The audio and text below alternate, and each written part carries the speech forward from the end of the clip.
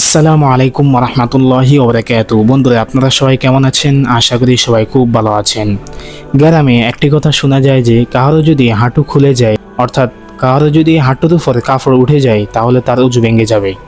বিশেষ করে এই কথাটি মুরব্বীদের মুখ থেকে শোনা যায়।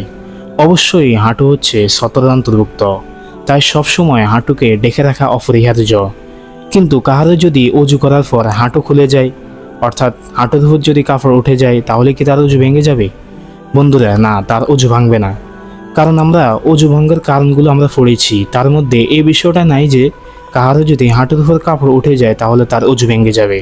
তাই আমরা এটাই বুঝতে পেরেছি যে কাহারও যদি হাঁটুর উপর কাপড় উঠে যায় তাহলে তার অজু ভাঙবে না।